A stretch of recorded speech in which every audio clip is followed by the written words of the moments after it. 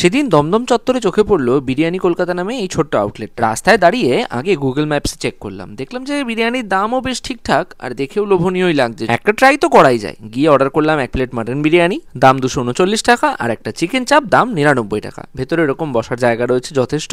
1 প্লেটে যে পরিমাণ বিরিয়ানির কোয়ান্টিটি দিল সেটা কিন্তু একজনের জন্য মোর দ্যান ইনাফ। রাইসটা বেশ অয়েলি, খেতেও ভালোই। মাটনের পিসটাও বড় এবং রেওয়াজি পিস ছিল, তবে টেস্ট আরো বেটার হতে পারতো বলে আমাদের মনে হলো। আলুটা খেতে ভালোই, আর চিকেন চাপের লেগের পিস ছিল এরকম একটা, যেটা ওভারঅল খেতে মন্দ নয়, এবং সঙ্গে কমপ্লিমেন্টারি স্যালাডও দেওয়া ছিল। বিরিয়ানিটাও 239 টাকা কনসিডার করলে কোয়ান্টিটি কোয়ালিটির দিক থেকে কিন্তু ঠিকই আছে। তোমরা কেউ ট্রাই করে থাকলে জানিও তোমাদের কেমন লাগলো। আমাদের দোকান খোলা থাকে দুপুর 1টায় এবং বন্ধ হয় রাত 11:30টায়, এবং উইকে 7 ডেজ খোলা, এবং কালী পুজোর সময় আমাদের দোকান রাত 3টে অবধি খোলা।